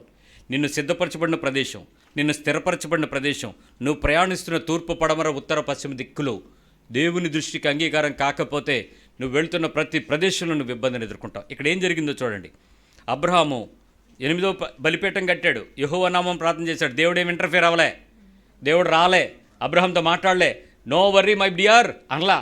మొదట అక్కడ బలిపీఠం కట్టాక మునుపు అక్కడికి వచ్చాడు, మాట్లాడాడు, గుర్తుంది, కృతజ్ఞత ఉంది, ప్రయాణం ఆగింది, ప్రయాణం సఫలపరచబడింది, ప్రయాణం ఎక్కడికి వెళ్ళాలో తెలిసింది, ఎందుకు వెళ్ళాలో తెలిసింది, ముందుకు వెళ్లకుండా ఉండడానికి దేవుడు ప్రత్యక్షమే ఆపడం తెలిసింది. కానీ అక్కడి నుంచి ఆగడం తెలియలా. ఏం జరిగిందో చూడు. అబ్రాము ఇంకా ప్రయాణము చేయొచ్చు దక్షిణ దిక్కుకు వెళ్ళెను. ఎక్కడికి వెళ్ళాడు మళ్ళీ? ఏంటి ఈయన కోరిక? నిజానికి లోతు కాపర్లకి గొడవైన తర్వాత వాళ్ళిద్దరిని ఎంచుకునేటప్పుడు లోతు ఆ పచ్చికగా ఉన్నటువంటి ఏదేను తోటను ఎందుకు ఎంచుకున్నాడంటే ఈ అబ్రామ్తో తిరగడం వల్లే. ఈ తిరుగుడు అలాంటి చేస్తుంది నీకు. ఎక్కడికి వెళ్ళాలి దేవుడిని అడగో, నీ కళ్ళుకి ఏది బాగుందో అక్కడికి వెళ్తావు. ఎక్కడికి వెళ్తే దేవుడు నన్ను పోషిస్తాడు, దీవిస్తాడు, నడిపిస్తాడు, బలపరుస్తాడు, ఇతరులకు ఆశీర్వాదంగా నడిపిస్తాడని వాగ్దానం చేశాడో ఆ హక్కుదారుడు కావాలని నువ్వు ఎదురు చూడో. నీ కన్నులకు ఏది ఇంపుగా ఉందో, నీకెక్కడ సుఖంగా ఉందో, నీకెక్కడ కంఫర్ట్ జోన్లో ఉందో, నీకెక్కడ ఇన్కమ్ రైజ్ ఉందో, నీకెక్కడ ఫెసిలిటీ ఉందో అక్కడికి ప్రయత్నం చేస్తావు. There is no prayer for your life. ప్రార్థనా జీవితం రాదు, ప్రార్థన నడిపింపు రాదు. ప్రార్థన అనేది నీ జీవితంలో దేవుని యొక్క నడిపింపును బట్టి నడిచే ఆ దారి అని, ఆ మార్గమని, ఆ అడుగులని నీకు జ్ఞానం లేకపోవచ్చు. అక్కడ జరిగిన విషయం ఏంటి? ఆ దేశంలో ఇంకా ప్రయాణం చేయొచ్చు. ఇంకా అంటే మీ కోపం వచ్చింది, అక్కడ చిన్న పదమే. కానీ కాకు దీర్ఘం ఇస్తే కా అన్నప్పుడు మా తాతయ్య గారు కాకు దీర్ఘం ఇస్తే కా అని చెప్పమన్నాడు, అందుకని చదివాను. ఇంకా ఇంటెన్సిటీ పెరిగింది కాదు, ఎక్కువ దూరం వెళ్ళినట్టు అయింది కాదు. ఆ తర్వాత ఏమైందో 10వ వచనంలో ఉంది. అప్పుడు ఆ దేశంలో కరువు వచ్చెను. అబ్రాహాము ఇంకా ఆగితే బెటరు. వీడి వల్ల దేశానికి ఏమొచ్చింది? ఒక్క మనిషి విధేయత పరలోకం నుంచి దీవెన తాగలిగితే, ఒక్క మనిషి అవిధేయత దేశమంతటి మీదకి పాపం తీసుకొచ్చిందంట. ఆ మొదటి మనిషి ఆదాము గురించి మనం మాట్లాడతాం, కడపటి ఆదాము క్రీస్తు గురించి మాట్లాడతాం. మధ్యలో ఈ అబ్రాహాం గురించి ఏం మాట్లాడాలి మరి? మీ జీవితంలో చూడండి, మీలో ఎవరైనా అబ్రాహాములు కనపడుతున్నారేమో. ఎందుకు వచ్చారో తెలియదు, విశాఖ వచ్చారు. ఎందుకు వెళ్తున్నారో తెలియదు, ఇంకో దేశం వెళ్తారు. ఈ ఊరు, ఆ ఊరు, ఈ ఇల్లు, ఆ ఇల్లు, ఆ పేరు, ఆ పట్టణం, అక్కడ ఇక్కడ ఎక్కడో సెటిల్ అవ్వట్లేదండి. అవును, దేవుణ్ణి అడిగితే కదా నువ్వు తిరిగే తిరుగుడికి. దేవునికి చెప్తే కదా, ఆయన చెప్తే నువ్వు వెళ్ళు, అడుగుపెట్టు స్థలము నీది, స్వాస్థ్యం అవుతుంది, ప్రజలు దీవెనకరంగా మారుతారు, నీ వలన పట్టణాలు ఆశీర్వదించబడతాయి, నీ వలన దేశం సమృద్ధిలోకి వెళ్తుంది, నీ ద్వారా దేవుడు గొప్ప కార్యాలు చేయడానికి ఇష్టపడతాడు, నీ వలన నీ దేవుడే నా దేవుడని ప్రజలు నీ దగ్గర ఉన్న నేలను పట్టుకెళ్ళడానికి మనుషులు వస్తారయ్యా, మట్టి పట్టుకెళ్తారయ్యా నీ దగ్గర నుంచి. దేవుని వాగ్దానం ఏదది? ఈరోజు నీ ఇల్లు అలాంటి ఆశీర్వాదమైన ప్రదేశంలో ప్రయాణంలో నడిచిందా? నీ ఇంటి వారు అలాంటి ప్రయాణంలోనే ఉన్నారా? నీ పిల్లలు అలాంటి ప్రయాణానికే దేశాలు దాటిస్తున్నావా? నువ్వు ప్రపంచాన్ని చుట్టేయడానికి ఉద్యోగస్తులు డాలర్లు అనుకున్నావు, ఇప్పుడు గుండెల్లో రైళ్లు పరిగెడుతున్నాయి. అమెరికాలో ఉన్నోడికి ఒక్కొక్కడికి గ్రీన్ కార్డు ఉన్నోడికి నెమ్మది లేదు. ఏ రోజు ఏ రకమైన శాసనం వస్తుందో తెలియదు. అందరు ప్రార్థనలు ఒకటే, ట్రంప్ చచ్చిపోవాలి. ట్రంప్ బాబులంటోడు వస్తాడు రేపు. ట్రంప్ సిద్ధాంతాల కన్నా రేపు నువ్వు ఇంకా ఏడ్చే సిద్ధాంతాలు ముందున్నాయి. నువ్వు ఏ దేశాన్ని నమ్మావో, ఏ ప్రపంచాన్ని నమ్మావో, ఏ భూమిని నమ్మావో, దేవుడు నమ్మిన నమ్మకాన్ని దాటి పరిగెడదాం అనుకుంటున్నావా? నీకన్నా దేవుడు తెలివైనవాడు కాదా? నీవే తెలివైన వాడువా, జ్ఞానం కలిగిన వాడువా? నీ పిల్లల ప్రయాణాలు, నీ ప్రయాణాలు, నీ ఆత్మీయ యాత్రలు అన్నీ దేవునికి ఇష్టానుసారమైన ప్రార్థనలను నడుస్తున్నాయి ఈరోజు. నేను ఇంకా సింపుల్ ఫార్మాట్ చేసి చెప్పాలంటే, ఈ వచనం తరువాత అనేక మంది ఇజ్రాయెల్ ప్రజల నడిపింపు దేవుని ఇష్టంలో నడిచింది. దేవుడు ఎలా నడిచాడో తెలుసా? పగలు మేఘస్తంభమై, రాత్రి అగ్నిస్తంభమై. విషయం ఏంటో తెలుసా? రాత్రి ఒకవేళ అగ్నిస్తంభమై నడిపించేటువంటి అవసరం ఉండేటప్పుడు ఆ పిల్లర్ అక్కడ నడిచేది, తర్వాత అక్కడ ఆగిపోయేది. పిల్లర్ అంటే అగ్నిస్తంభంగా నడిచినటువంటి ప్రదేశం, అక్కడ ఆగిపోయేది. అంటే నిలువు టార్చ్ లైట్ అనమాట. అలాగెళ్ళి అక్కడ ఆగిపోయేది. మనుషులు మరేం పర్లేదు వెళ్ళిపోదామని అలవాటుకి వెళ్తే చచ్చిపోతారు. పగలు మేఘం లేకుండా వాళ్ళు దాటిపోయి వెళ్ళిపోతే ఎండకి మలమల మాడి చచ్చిపోతారు. అయినా దేవుడు వాళ్ళని ఎక్కడ అడ్వాన్స్ అవనివ్వకుండా పైన ముందు ఆ ఏసీలోను ఆ లైటింగ్లోను, ఆ ఏసీలోను ఆ లైటింగ్లోను అంత పర్ఫెక్ట్గా నడిపించి ఎక్కడ తొందరపాటు పడకుండా చూసుకున్నాడు. అయినా ప్రజలు వారి ప్రయాణం విషయంలో దేవుని నడతను, దేవుని నడిపింపును గుర్తుపట్టలేకపోయారు. అనేక మంది ప్రయాణాలు అలాగే జరిగాయి. 40 రోజులు ప్రయాణం జరిగింది ఎష్కోలులో. ఈ ప్రదేశంలో శిష్యులందరినీ పిలిచే జనమందరినీ పోగేశారు. ఒరేయ్, మీ ఊర్లో మీ తరంలో మీ ట్రేడ్, మీ 12 గోత్రాల్లో మీ గోత్రంలో, మీ ట్రైబ్లో, మీ గోత్రంలో మంచి బాగా బలం ఉండి ప్రయాణం చేయడానికి సమర్థత కలిగిన, ఎలాంటి పరిస్థితుల్లోనైనా రాత్రి పగలు ట్రావెల్ చేయగలిగిన ఒక ఇద్దరిని తీసుకురండి రా అన్నాడు. మొత్తానికి సెలెక్ట్ చేశారు. ఆ ఇద్దరిలో ఒకడు ఫిల్టర్ అయ్యాడు. మొత్తం 12 మంది వచ్చారు. రండ్రా, మీరు అందరూ వెళ్ళి ఆ దేశం చూసి రండిరా అన్నాడు. దేవుడు చెప్పాడు వెళ్ళి చూసిరమ్మని, చెప్పాడు ఇస్తానని. వీళ్ళని ఎవరు పంపించారు మరి? మోషేతో పాటు ఉన్న పెద్దలు. వాళ్ళందరూ పెద్దలు మోషే మాటను నమ్మలేక, మోషే చెప్తున్న దేవుడిని నమ్మలేక దేవుడు నడిపింపు చూస్తున్నారు. కానీ అక్కడ వీళ్ళకున్న ఒక ప్లాన్ వచ్చింది, వీళ్ళ ప్రయాణం వచ్చింది. ఒకవేళ అలాంటి ప్రదేశంలో ఒకవేళ 12 మందిలో నిన్ను కూడా పంపిస్తే ఆ దేశంలోకి వెళ్ళి సంఖ్యాకాండం 13వ అధ్యాయం నంబర్స్ 13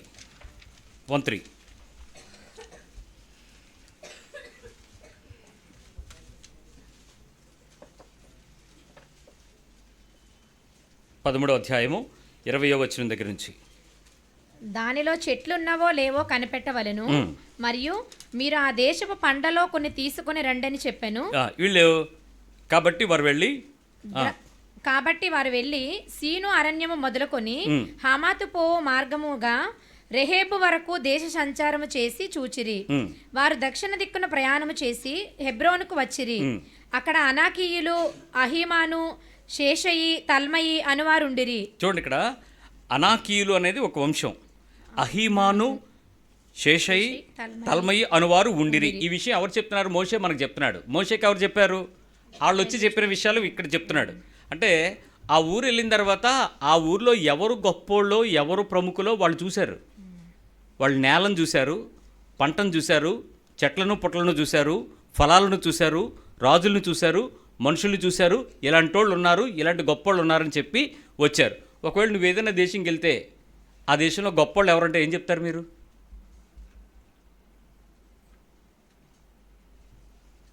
ఈ మధ్యలో ఊటీ, సిమ్లా, కొడైకెనాలు ఇలాంటి ఊరు వెళ్ళినోడిని ఆ ఊర్లో ఎవరు గొప్పోళ్ళని అడిగితే మీరు ఎప్పుడైనా కనుక్కొని వచ్చారా? ఏ హోటల్ బాగుంటుంది, ఏ ఊరు టూర్ ట్రావెల్స్ బాగుంటుంది, మీరు ఇయ్యే కదా కనుక్కొని వస్తారు. ఇంకా ఏమొస్తుంది తెలుసా? మీ ఫోన్ నిండిపోయి ఐక్లౌడ్ ఫుల్ అనేంతవరకు ఫోటోలు తీసుకుని వస్తారు. ఐక్లౌడ్ కాకపోతే మీ జీమెయిల్ అకౌంట్ ఫుల్, మీ వాట్సాప్ ఫుల్, మీ స్టోరేజ్ ఫుల్. ఏంటి మీ బాధ అనంటే ఆ దేశపు జ్ఞాపకాలు మీ మనసులో పెట్టుకుని వస్తారు. ఆ దేశం యొక్క ఉత్తమత్వాన్ని, ఆ దేశము పట్ల దేవుని యొక్క ఏర్పాటును, ఆ ప్రదేశంలో ఉన్నటువంటి కొన్ని విషయాలను కనుక్కోవటం మన కన్నులకు తెలియదు. ఇలాంటి రఫ్ ట్రావెల్స్ చేసేస్తాం. ఇలాంటి పరిస్థితుల్లో ప్రయాణాలను దేవుడు అంగీకరిస్తాడని ఎట్లా అనుకుంటున్నారు? వాళ్ళు తిరిగి వచ్చిన తర్వాత వాళ్ళు మోసుకొచ్చిన దానిమ్మ పళ్ళు, ద్రాక్ష పళ్ళు, అంజూరపు గెలలు ఆడలో తీసుకొచ్చి చూస్తే వాళ్ళందరూ ఆశ్చర్యపోయారు. ఓకే ఫైన్, మనం తీసుకుందాం అంటే అవును కాదు అని గొడవ వచ్చింది. వాళ్ళందరూ సచ్చారు, ఇద్దరు మాత్రం వెళ్ళారు. అన్ని లక్షల మంది ప్రజలు ప్రయాణం చేయలేకపోయారు. కారణం, వాళ్ళందరినీ తీసుకెళ్దాం అనుకున్న దేవుడు వాళ్ళ ఆలోచన ప్రయాణాలను వ్యర్థం చేశాడు. ఈరోజు నీ ఆలోచన ప్రయాణాలు దేవుని చిత్తంలో నడుస్తున్నాయా? ఈరోజు కొంతమంది చెప్తారు, అక్కడికి వెళ్దాం సెటిల్ అవుదాం, అవలే. ఇంకో చోటకి వెళ్తాం సెటిల్ అవుతాం, అవరే. ఇంకో చోటకి వెళ్తాం సెటిల్. అప్పుడు మీరు చెప్తారు ఏమని?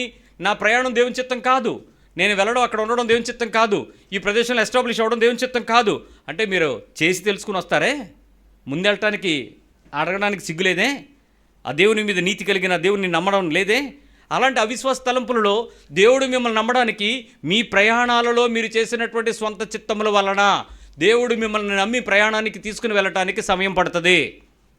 బికాస్ మీరు ఎంత అపనమ్మకంతో మీ వ్యక్తిగత ప్రయాణాలను ముందు కొనసాగించారో అంత నమ్మకానికి దేవునికి అన్ని రెట్లు ఎక్కువ సార్లు పడుతుంది. It's always delay. మీ జాబ్ ట్రైల్స్ అంతే, మీ ట్రావెల్స్ అంతే, మీరు ఇంకేదైనా ప్రదేశాల్లో స్థిరపడటానికి చేసే ప్రయత్నం అంతే. ఇవన్నీ కూడా మిమ్మల్ని దేవుడు నమ్మి మీ ప్రయాణాలలో, మీ స్థితులలో స్థిరపరచడానికి దేవుడు అంతే వ్యతిరేకంగా మీకు పనిచేస్తాడు. మీరు ఆయన మాటను ఆయనకి చెప్పి ప్రయాణం చేయటం కాదు, ఆయనని అడిగి ప్రయాణం చేయటం, ఆయన చెప్పేంత వరకు విని ప్రయాణం చేయటం నేర్చుకోవాలి. చెప్పి ప్రయాణం చేసే స్థితి నిన్ను తిరిగి చెప్పేంత వరకు కూడా నువ్వు నడిచే ప్రదేశం అంతా నీకు ముళ్ళబాటైపోద్ది. ఆయన చెప్పినప్పుడు నువ్వు నడిచావో ఎడారులు మీకు మార్గాలు ఇస్తాయి, అరణ్యాలలో మీకు త్రోవలు ఏర్పడతాయి, ఆ ప్రదేశంలో కొండలు మెట్టలు తత్తరిల్లి మీకు త్రోవలను ఏర్పాటు చేస్తాయి, జలములు మీకు తారినిస్తాయి. అది దేవుని పని. మీరేం ప్రయాణం చేయక్కర్లా. ఇది రెండో విషయం. మీ ఆత్మీయ జీవితంలో చాలా జాగ్రత్త. పౌలు ప్రయాణం దేవుని చిత్తానుసారం జరిగింది. యేసుక్రీస్తు ప్రయాణం దేవుని యొక్క అనుకూలమైన పట్టణాల్లో చేయడానికి మాత్రమే ప్రయాణం చేయబడ్డాడు. మూడో విషయంకి వస్తున్నా. మొదటిది ఆకలి, రెండవది ప్రయాణం, మూడవది మనుషులకు ఉండేటువంటి పలుకుబడి కానీ ఘనత కానీ నీవు ఏదైనా సంపాదించుకునేటువంటి మర్యాద కానీ, ఇవి మీకు ఉండటం తప్పు కాదు, మీరు కలిగి ఉండడం తప్పు కాదు, వీటిని మీరు పొందుకోవటానికి కలిగినటువంటి ఆసక్తి తప్పు కాదు, వాటిలో మీరు ఘనత పొందటానికి కావలసినట్టు ప్రయత్నం చేయటం ఎప్పుడూ తప్పు కాదు. మర్యాద కానీ ఘనత కానీ మీ పరిస్థితుల్లో ఉండేటువంటి ఆ సమమైనటువంటి పలుకుబడి కానీ, అయితే వాటిని కోరుకోనడం, వాటి కొరకు వెంపర్లాడడం పాపం. వాటిని కోరుకోవడం, వాటి కొరకు వెంపర్లాడి చేసే ప్రార్థనలన్నీ పాపాలుగా మారిపోతాయి. దేవుడు నీకు ఇచ్చాడా, తీసుకో ఆనర్, కానీ నువ్వు కోరుకుని వెళ్ళావా, నష్టాన్ని చూస్తావు అంతే. ఇవి ప్రార్థనల్లో చాలామందికి ఉంటాయి. మీలో ఎవరైనా ఒక పోటీ చేస్తున్నాం, ఒక కంటెస్ట్ చేస్తున్నాం ఈ ఎలక్షన్లో అని అంటే, వాళ్ళు మీ దగ్గరికి వస్తే ఏమని ప్రార్థన చేస్తారు? నీ చిత్తమైతే గెలిపించని ప్రార్థన చేస్తారా, ఎలాగైనా గెలిపించని అడుగుతారా? అసలు అలా ఎలాగైనా ప్రార్థన చేయమని చేసే అధికారం నీకు ఎవడిచ్చాడు? అలా చేస్తే అలా కాకుండా ప్రభువా నీ చిత్తమైతే గెలిపించు, నీ చిత్తం ఎవరిదైతే వాళ్ళని గెలిపించు, ఈయనైతే ఈయన కాకపోతే ఆయన అన్నావు అనుకో, ఆడు మళ్ళీ ఊరుకుంటాడు నిన్ను. కాబట్టి నువ్వు మనుషుల్ని సంతోషపరచడానికి ప్రయత్నం చేసి దేవుని ఏమవుతావు? అదే పరిస్థితి. ఈరోజు మనిషి జీవితానికి ఇచ్చేటువంటి చాలా విషయాలలో దైవికమైన పరిస్థితులు వ్యతిరేకంగా మారుతాయి. జస్ట్ సింపుల్ ఎగ్జాంపుల్ చెప్తాను. లూకా సువార్త 14:8 Luke 14:8 8 నుంచి 14:8 నుంచి. నిన్నెవరైనాను పెండ్లి విందుకు పిలిచినప్పుడు, ఇక్కడ మనుషులు ఘనత గురించినటువంటి విషయం ప్రభు మాట్లాడాడు. ఎలా మాట్లాడాడో చెప్దాం. మనుషులు మిమ్మల్ని ఎవరైనా ఒక డిన్నర్ కానీ లంచ్ కానీ పిలిచారనుకోండి, అగ్రపీఠము మీద కూర్చుండవద్దు. మీరు వెళ్ళిపోయి అక్కడ ఉన్నటువంటి ఫ్రంట్ లైన్ VIP చైర్లో కూర్చోకండి. కొంతమందికి వేస్తారు కదా కుర్చీలు, అట్లా దిగబడకండి, బాగుంటాయని చెప్పేసి. ఒకవేళ నీకంటే ఘనుడు అతని చేత పిలువబడగా, నిన్నును అతనిని పిలిచినవాడు వచ్చి ఇతనికి చోటిమ్మని నీతో చెప్పును. అప్పుడు నీకు ఎలా ఉంటుంది? సిగ్గుపడి కడపడి. ఇప్పుడు నువ్వు వెళ్ళి కూర్చున్నావు, హాయిగా సేద తీరుతున్నావు, ఆల్రెడీ కూల్ డ్రింక్ కూడా వచ్చింది, ఫ్లవర్ బొకే కూడా వచ్చింది. ఈలోపు ఎమ్మెల్యే వచ్చాడు. ఆయన తిన్నగా నీ దగ్గరికి తీసుకొస్తారు కదా, వచ్చి ఏమంటారు అప్పుడు? సార్ కొంచెం పక్క జరగండి, లేదా ఆ అవతలకి వెళ్ళండి సార్, ఆయన VIP. నువ్వు వెళ్ళకపోయినా ఆ సెక్యూరిటీ వాళ్ళు లాగేస్తారు. ఆ గన్నమెన్లు వచ్చి పోయి వెళ్ళగండి సార్ వచ్చారు కూర్చుంటారు అని చెప్పి లేపేస్తారంతే. సచ్చినట్టు ఆ ఫీలింగ్ ఎలా ఉంటుందండి ఆ టైంలో? మీకు ఎలా ఉంటుంది? నేనే గనుడు అనుకున్నాను, ఇప్పుడు ఆడకన్నా గంత వచ్చింది, ఇప్పుడు నన్ను ఎందుకు ఇక్కడ కూర్చోబెట్టాడు? అసలు పెళ్ళికి వచ్చినందుకు, ఆ భోజనానికి వెళ్ళినందుకు నీ ముఖం కొట్టేసినట్టు అయిపోదు. సో నీ ఘనత ఎక్కడ ఉండాలి? లాస్ట్లో ఉండాలి. నిజానికి నీ మనసు కూర్చోడానికి కోరుకుంటుందా? అడగండి మీ పక్క వాళ్ళని.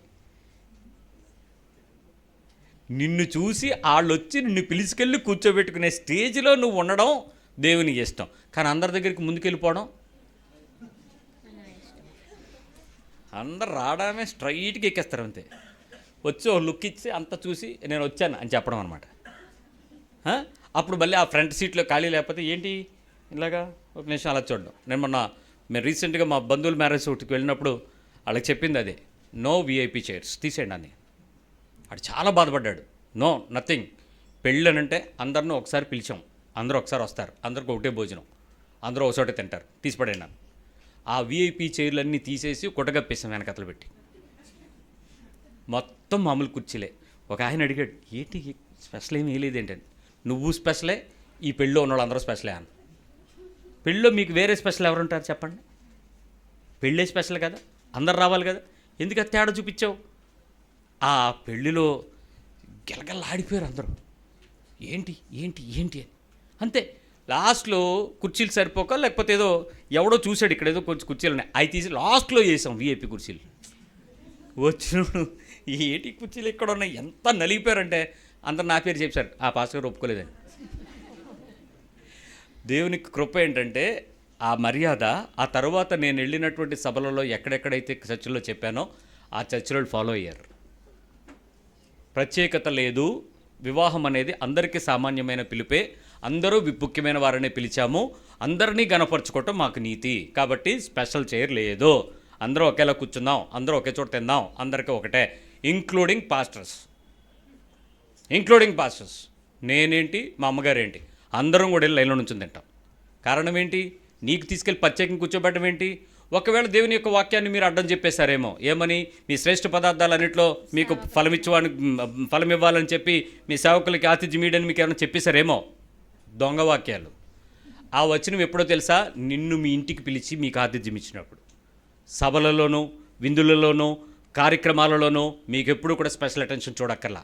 మీ ఇంటికి పిలిచినప్పుడు ప్రత్యేకంగా చేస్తారు. అప్పుడు తిను, ఎముకలు లేనివి, గొంతు దెక్కకుండా అడ్డుపడకుండా ఉండేవి తిందు. కానీ ఆ పేగులు ఇంకా అవన్నీ.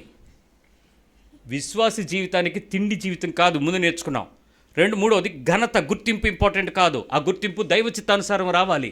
దానికి తగ్గట్టుగా నేను ఎప్పుడు వెనుకనే ఉండాలి. అన్ని పరిస్థితులకు దూరంగానే జరగాలి.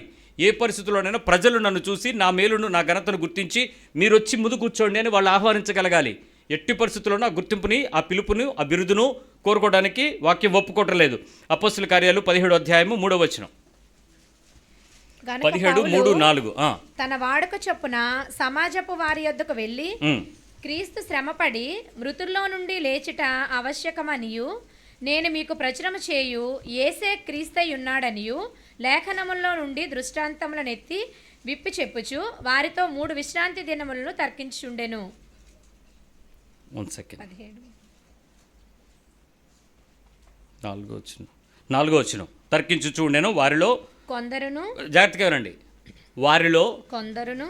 ఇక్కడ తర్కిస్తున్నది ఒక పట్టణంలో కొంతమంది ప్రజల మధ్యలో. మళ్ళీ చదవండి. అక్కడ వారిలో ఎవరు? కొందరును భక్తిపరులకు గ్రీసు దేశస్థులలో చాలా మంది. వీళ్ళెవరు? గ్రీసు దేశస్థులైన భక్తిపరులు చాలా మందిని. ఘనత గల స్త్రీలలో అనేకులను. ఘనత అనేదానికి ఫుట్ నోట్లో ఏముందో తెలుసా? ప్రముఖులకు స్త్రీలలో అనేకులను ఒప్పుకొని. వాళ్ళ పేర్లు ఏమైనా ఉన్నాయా? ఆ గొప్పవారు ఎవరు? ఆ భక్తిపరులు ఎవరు? ఒకళ్ళు మీ పేర్లు అలా ఎప్పుడైనా చెప్పారా? భక్తిపరులు చాలామంది ఇక్కడ ఉన్నారు. ఘనత కలిగిన వారు ఈ ఊర్లో ఉన్నారు. ఆ మీటింగ్కి వాళ్ళందరూ చాలా గొప్పవారైనటువంటి, ప్రముఖులైనటువంటి, భక్తిపరులైనటువంటి, గనులైన వారు. ఎక్కడ అలాంటివి వచ్చినాయా? వాళ్ళెవ్వరి పేర్లు రాయలేదు బైబిల్. ఎందుకో తెలుసా? వాళ్ళ విలువ వాళ్ళ గుర్తింపే. ఆ గుర్తింపు వాళ్ళ జీవన విధానమే.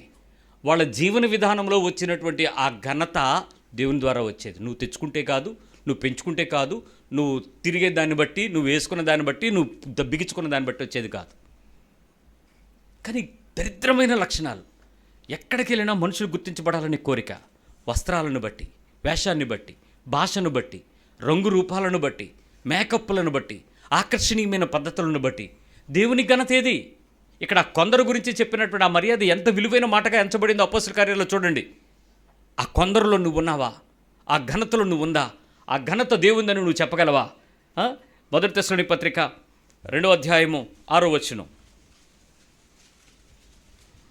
మరియు మేము క్రీస్తు యొక్క అపోస్తులమై ఉన్నందున అధికారము చేయుటకు సమర్థులమై ఉన్నను, మీ వలననే గాని ఇతరుల వలననే గాని మనుషుల వలన కలుగు ఘనతను మేము కోరలేదు. దేవుని నుంచి వచ్చినటువంటి అధికారం కలిగిన సమర్థత ఉంది వాళ్ళకి. కానీ ఎవరి దగ్గర నుంచి మనుషుల వలన వచ్చి ఘనతను వాళ్ళు ఏం చేయలేదు. మరి నీ జీవితంలో అలాంటి స్థాయిని నువ్వు కలిగి ఉన్నానని చెప్పగలవా?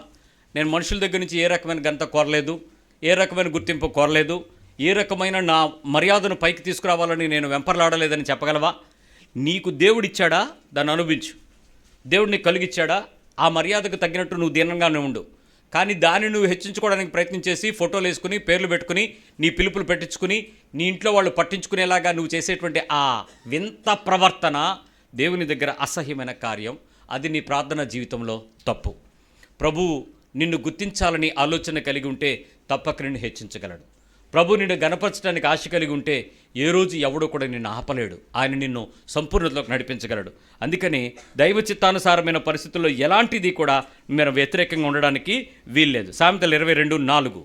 యెహోవా యందు భయభక్తులు కలిగి ఉండుట, యెహోవా యందలి భయభక్తులు కలిగి ఉండుట వినయమునకు ప్రతిఫలము, ఐశ్వర్యమును ఘనతయు జీవమును దాని వలన కలుగును. దేని వలన ఏమేమి వస్తాయి? దేవుని యందు భయభక్తులు కలిగి ఉంటే నీకు రావాల్సినవి ఏంటి?